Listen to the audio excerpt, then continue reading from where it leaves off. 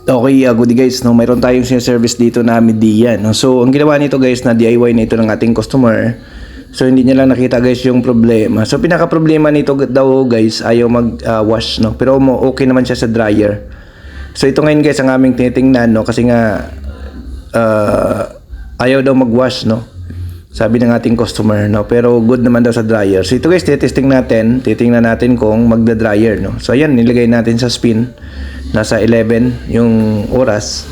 So titingnan natin kung anong problema nito, no. So ayaw magwash pero okay yung dryer, no. So yan. So yan, antayin lang natin guys, no. Nasa 11 yung oras. Kaya kung makikita nyo 11. Antayin natin mag 7 para umikot, no. Para ma-confirm lang kung okay nga sa dryer, no. Para ma-identify natin kung ano talaga ang problema nito, no. So binuksan na ito ng ating customer guys, pero hindi nila makuha yung problema. So ayan, nasa 7 na. Antayin lang natin umikot guys, no. Nasa 7. So antayin natin umikot, no. So yan, working naman siya guys, no. Gumagana naman yung spinner. So okay nga yung spinner, hindi sira yung spinner. Ayan, no. So sa wash tayo, no. Ang problema guys, yung washing machine, no. So marami na tayong na-i-vlog dito. Kapag ayaw niya mag-wash, una niyong tingnan yung hose, guys. Tulad nito, napansin kagad namin, guys, yung hose niya, may butas, no, yung hose ng sensor.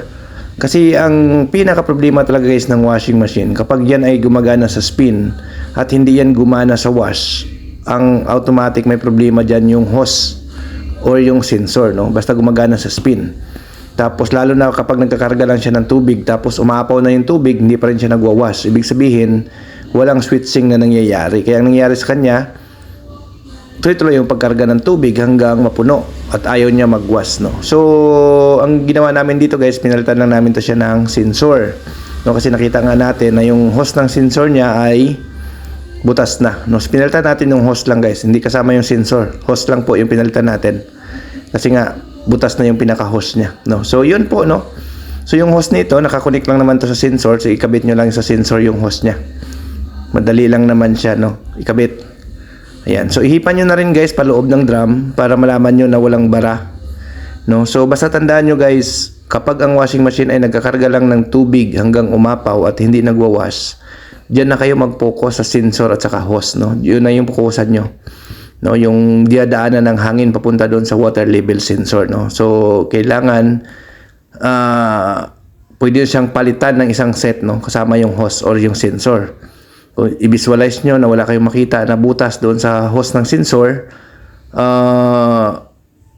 i-ano nyo, no.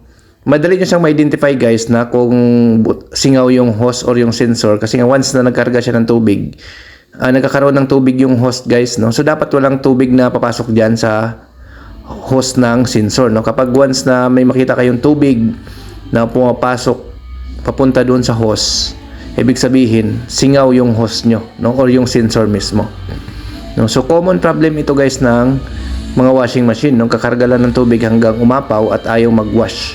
So lagi yan yung hose ng sensor, kung hindi naputol, nangat-ngat ng daga, no, o kung hindi siya natanggal. So yun lagi ang naging issue sa mga ganong senaryo, no.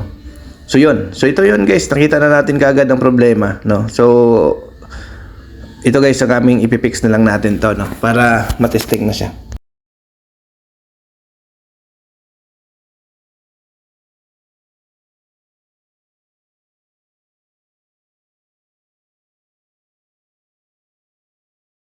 So natest na po namin guys, okay na ito, no, working na siya. So na-drain na rin natin. So yun lang naging problema niya guys, yung hose ng sensor, kaya ayaw niya mag-wash, nagkaroon siya ng butas. Okay, thank you, bye bye.